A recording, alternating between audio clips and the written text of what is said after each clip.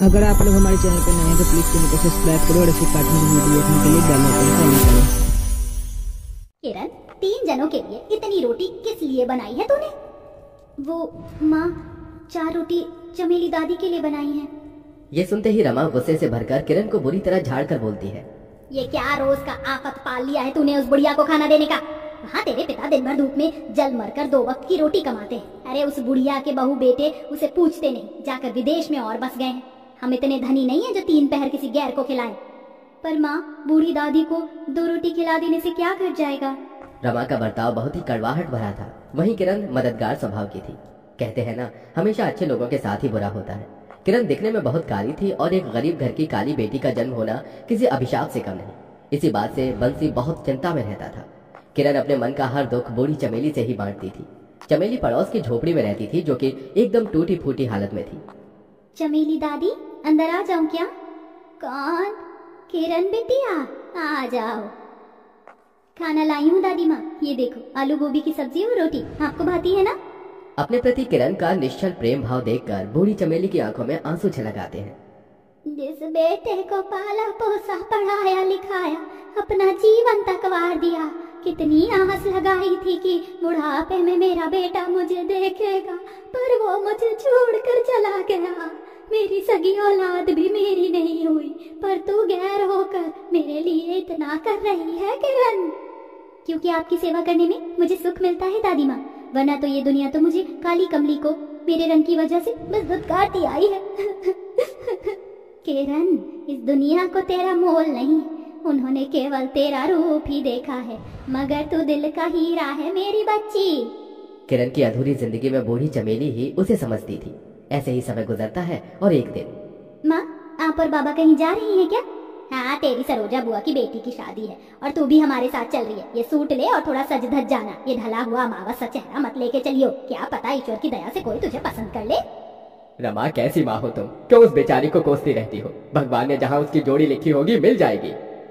थोड़ी देर में किरण अपने माता पिता के साथ शादी में आती है, जहाँ दिव्या 16 श्रृंगार में सजी धजी दुल्हन बनी बैठी थी। उसके गले में हीरे का नौलखा हार था, जो कि खूब चमक रहा था।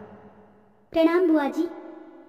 जीती रहे, जीती रहे। अरे बंसी भैया, रमा भाभी, बिटिया के रंग पर ध्यान दो, इतना दबा रंग है।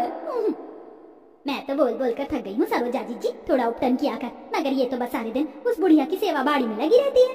तभी सरोजा इतराकर अपनी बेटी दिव्या की खूबसूरती का बखान करती हुई बोली, आजकल लड़की के काले होने के चलते देखते ही रिश्ते कट जाते हैं, पर जो लड़की रूप की धनी हो तो दान दहेज भी नहीं देना पड़ता। अब मेरी बेटी दिव्या को ही लेना, भगवान ने दूर से गोरा रंग और गड़े 9 नक्श दिए, फट से रिश्ता लग गया। फिर क्या, मैंने भी चट मंगनी पट ब्याह कर दिया। 1 रुपया नहीं दे रहे दहेज और शादी का खर्च आधा लड़के वाले उठा रहे। ये देखो, दिव्या की सास ने हीरे का हार सेट भिजवाया था जोड़े के साथ। मम्मी, किरण की किस्मत मुझसे नहीं, ये तो काली है काली, ऐसा नौलखा हार इसके काले गले में नहीं जचेगा। सबकी ताने भरी बातों ने काली किरण का दिल तोड़ दिया। जैसे तैसे सरोजा एक अजीबोगरीब रिश्ता उनके घर भिजवाती है, जहां मंदा नाम की एक औरत अपने बेटे सुरेश के साथ बैठी थी, जो कि दिखने में बड़ी उम्र का था। भाई साहब, नाश्ता पानी तो होता रहेगा, जल्दी से लड़की दिखा दीजिए, मैं देख कर आती हूँ। तभी सामने से किरण चलकर आती है। लीजिए, आ गई किरण। तभी जैसे ही किरण लड़के को देखती है तो उसकी आंखें डबडबासी गई। माँ, इसकी उम्र तो मुझसे ज्यादा है। हाँ, तो तू भी कौन सी इंद्र की परी है जो तुझ काली को लेने कोई राजकुमार थोड़ी आएगा। इससे शादी कर लेगी तो तेरे बाबा को दान दहेज नहीं देना पड़ेगा, वरना इस गरीबी में तेरी शादी में हमारा बाल बाल बिक जाएगा, सर से छत छिन जाएगी। क्या तू यही चाहती है कि इस बुढ़ापे में हम दर दर भटके? ये सब सोचकर किरण मौन खड़ी रहती है, पर पिता होते हुए बंसी अपनी बेटी की मन की विडंबना को देखकर रिश्ते से मना कर देता है। बहन जी, हमें रिश्ता मंजूर नहीं। अजी, ये क्या कह रहे हो? जब रिश्ता करना ही नहीं था तो हमें यहाँ क्यों बुलाया बेइज्जती करने को? सारी जिंदगी कुंवारी बैठी रहेगी तुम्हारी ये काली कलूटन बेटी, देख लेना। चल बेटा। नंदा उठकर चल देती है, मगर गरीबी से झुंझलाकर रमा अपनी कड़वी बातों से किरण का बहुत दिल दुखाती है। तेरी वजह से हमारा जीना दूभर हो गया, जाकर मर क्यों नहीं जाती तू?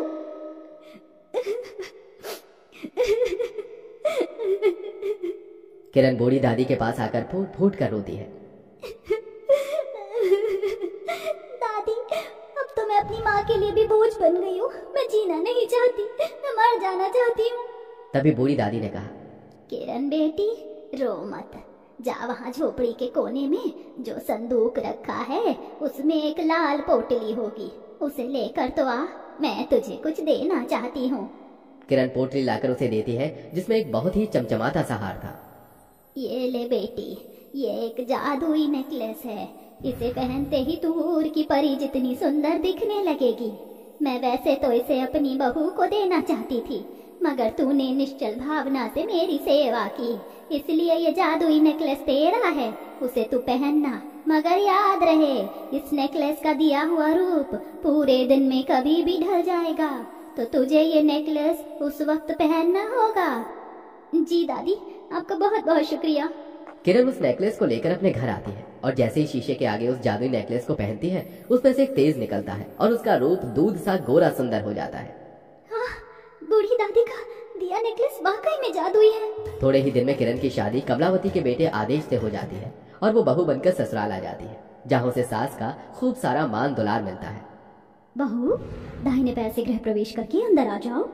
जी माँ जी। किरण गृह प्रवेश करके अपनी सास के पांव छूती है। जुग जुग जीती रहो, भगवान करे तुम्हें किसी की नजर ना लगे। देखो तो है ना लाखों की एक तेरी भाभी। हाँ तो क्या करूं, आरती उतारो इनकी। ये कहकर नंद निशा पैर धमकते कमरे में चली गई।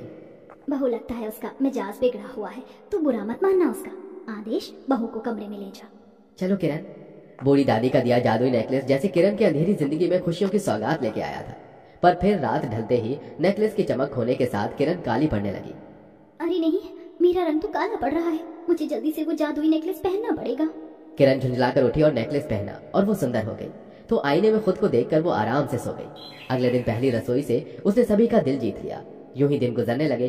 किरण हर दिन जादुई नेकलेस को रंग फीका पड़ते ही पहन लेती और सुंदर हो जाती थी। किरण अपनी जिंदगी में बहुत खुश थी और अपनी खुशी बांटने के कुछ दिन बाद वो दादी के पास गई। आ गई मेरी बच्ची, कैसी है तू? मैं बहुत खुश हूँ दादी, आपके नेकलेस की वजह से मेरी जिंदगी बहुत अच्छी हो गई है। सब मुझे बहुत प्यार करते हैं। पर दादी, आप ठीक तो हो ना? वैसे थोड़ी बीमार हूँ, पर तुझे देख अच्छी हो गई। वैसे मेरा बेटा आ रहा है मुझे लेने, उसके साथ जा रही हूँ विदेश। ये तो बहुत अच्छा हुआ दादी, आपकी भगवान ने सुन ली। चलो, मैं आपके लिए खाना लाई हूँ, खा लो और दवाई भी लो। और ये मेरी तरफ से आपके लिए कुछ तोहफे हैं, मना मत करना। बूढ़ी दादी को खाना दवाई खिलाकर किरण अपने ससुराल चली जाती है और अगले दिन दादी भी अपनी बेटी के साथ विदेश चली जाती है। वहीं ससुराल में अब तो जब देखो कमलावती बस किरण की सुंदरता का बखान करती रहती थी। बहू, तुझे पता है ना, आज घर में पंडित जी आने वाले हैं, तुम दोनों के जोड़े को आशीर्वाद देने। सब अच्छे से देखना। जी माँ जी, आप चिंता मत कीजिए, मैं सब कर लूंगी। जानती हूँ ईश्वर ने तुझे हर गुण दिया है, स्वर से सरस्वती, रूप से लक्ष्मी और हाथों में मां अन्नपूर्णा का वास। ऐसी सुंदर बहू पाकर मेरे तो भाग्य खुल गए। ये सुनकर निशा जल भुन गई। जब देखो माँ के मुंह पर बस भाभी की तारीफ रहती है, जैसे ये कहीं की हूर की परी आई है। किरण किचन में खाना बनाने लगी, तभी उसका ध्यान खाना बनाने में इस कदर बढ़ जाता है कि उसे ध्यान नहीं रहता और धीरे धीरे उसके शरीर का रंग काला पड़ने लगता है। इतने में नंद रसोई में आकर चीख पड़ती है। चुड़ैल! क्या हुआ ननद जी, आप चीखी क्यों? जैसे ही निशा की निगाह अपनी भाभी की काली सूरत पर पड़ी तो वो कमलावती को पुकारने लगी। माँ जल्दी आओ, भाभी भाभी जैसी नहीं दिखती है। कमलावती रसोई में आ गई। किरण का ध्यान अपने काले रंग पर गड़ गया। देखा माँ, ये भाभी कितनी झूठी है, ये तो काली कलूटन है। इसके माँ बाप ने हमें बुद्धू बनाया, इसका ये गोरा रंग झूठ है। ये जितनी काली है उतनी कपटी है। सारा नजारा निशा की मुंह जुबान सुनकर भी कमलावती ने देखा कि किरण की आंखों से टप टप आंसू गिरे जा रहे थे। उसने कहा, माँ जी, मैं जानती हूँ मैंने आपका भरोसा तोड़ा है, मगर एक बार मेरी बात सुन लीजिए। किरण अपनी गुजरी तानों भरी काली जिंदगी के बारे में और बूढ़ी दादी के दिए जादुई नेकलेस के बारे में सबको बतलाती है। बहू, तू मुझे इसी रूप में स्वीकार है और मेरे लिए आज भी तू मेरे घर की लक्ष्मी है और सदा रहेगी। उस पलछिन किरण की आंखों में खुशी के आंसू थे। उसे फिर कभी जादुई नेकलेस से अपने काले रंग की सच्चाई को छिपानी नहीं पड़ी, मगर आज भी वो नेकलेस उसने बड़ी जतन से संभाल कर